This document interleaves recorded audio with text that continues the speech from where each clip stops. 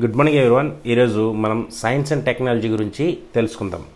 అసలు ఈ science and టెక్నాలజీలో జనరల్గా ఆర్ఆర్బీ కావని, లేదంటే పోలీస్ కానిస్టేబుల్ అవని, సబ్ ఇన్స్పెక్టర్ అవని ఎటువంటి క్వశ్చన్స్ అడుగుతారు, లేదంటే ఇతర కాంపిటేటివ్ ఎగ్జామ్స్కి ఎటువంటి క్వశ్చన్స్ ఏ రంగాల నుంచి అదే ఈ సైన్స్ అండ్ టెక్నాలజీలో దేని గురించి ఎక్కువగా అడుగుతారు అని అంటే, జనరల్గా ఇక్కడ నాలుగు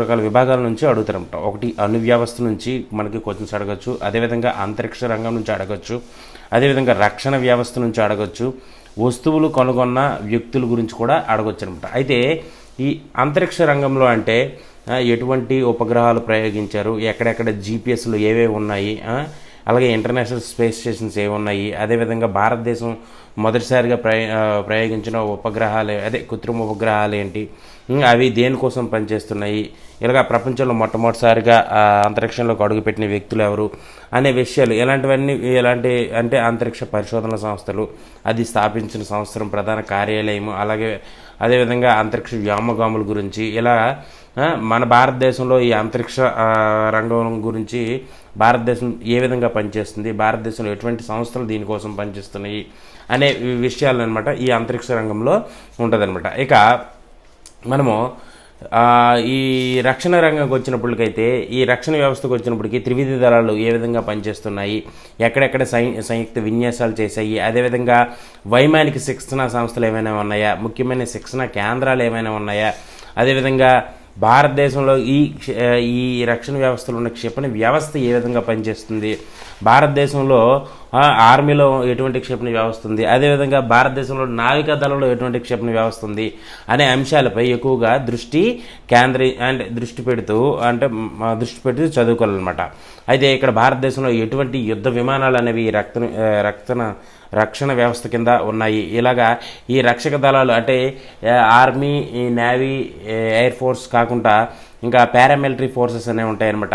Coast guard, border security force, CRPF, Assam rifle, అదేవిధంగా సిఐఎస్ఎఫ్, ఐటీబీపీ, ఐబీ, ఇంకా CBI, rapid action force, national NSG మరియు national crime record bureau, home guards, territorial army, Rashtriya rifles మరియు నేషనల్ క్రెడిట్ కార్ప్స్, ఇంకా ఎన్ఐఏ, నేషనల్ ఇన్వెస్టిగేషన్ ఏజెన్సీ, అటువంటి సంస్థలు, ఇంకా మిగతా సంస్థలు కూడా రక్షణ వ్యవస్థకు అనుసంధానంగా పనిచేస్తుంటాయి అన్నమాట. ఈ విధంగా ఈ రక్షణ వ్యవస్థకు సంబంధించినటువంటి ఇవి ఉంటాయన్నమాట.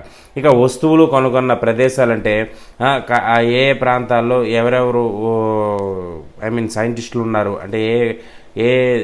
అంటే ఏ ఖండాలకు చెందిన వాళ్ళు అయి ఉన్నారు, వాళ్ళు ఎటువంటి ఆవిష్కరణలు చేసి ఉన్నారు అనే దానిపై అవగాహన మనం తెచ్చుకోవాలి. అదేవిధంగా వైద్య శాస్త్రంలో వచ్చినటువంటి ఆవిష్కరణలు ఏమున్నాయి, అదేవిధంగా వాహనాలు కనుగొన్నది ఎవరు, మరే విధమైన ఇతర వస్తువులను ఎవరెవరు కనుగొన్నారు అనే దానిపై కూడా అవగాహన కలిగి ఉండాలి.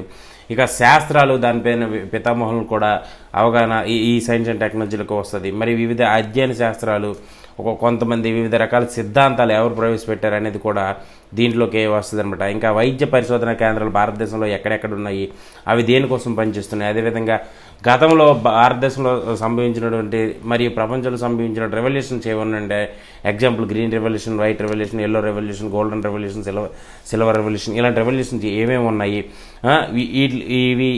ఈ రెవల్యూషన్ రావడం వల్ల ఏ రంగం ఎక్కువగా అభివృద్ధి సాధించింది అనే వాటి మీద మనం ఎక్కువగా అవగాహన పెట్టుకోవాలన్నమాట. ఇంకా అదేవిధంగా భారతదేశంలో ఉండే వివిధ పరిశోధన కేంద్రాలు, మరియు అదేవిధంగా సైంటిఫిక్ పరికరాలు, అధ్యయన శాస్త్రాల మీద కూడా మనము అవగాహన మనకి లభించినట్లయితే ఇవన్నీ కూడా సైన్స్ అండ్ టెక్నాలజీలోకి వస్తాయన్నమాట. ఇక మనము అణు వ్యవస్థకు సంబంధించినట్లయితే ఈ అణు వ్యవస్థకి ఏమేమి వస్తాయంటే, భారతదేశంలో మొట్టమొదటిసారిగా అణు వ్యవస్థ పితామహుడు ఎవరు, అణు పరీక్షలను ఎక్కడెక్కడ స్టార్ట్ చేశారు, భారతదేశంలో అణు రియాక్టర్లు అనేవి ఎక్కడెక్కడ ఉన్నాయి, మరియు అణు పరిశోధనా కేంద్రాలు ఎక్కడెక్కడ ఉన్నాయి, అదేవిధంగా మరి ఈ అణు వ్యవస్థకు సంబంధించినటువంటి ఇతర సంస్థలు ఎక్కడెక్కడ ఉన్నాయి అనే దాని గురించి సంపూర్ణ అవగాహన కలిగి ఉన్నాడు. మనకి సైన్స్ అండ్ టెక్నాలజీలో మనం సులువుగా సైన్స్ అండ్ టెక్నాలజీలో ఏ క్వశ్చన్ అడిగినా మనము సులువుగా అనమాట ఆన్సర్ చేయగలం అనమాట.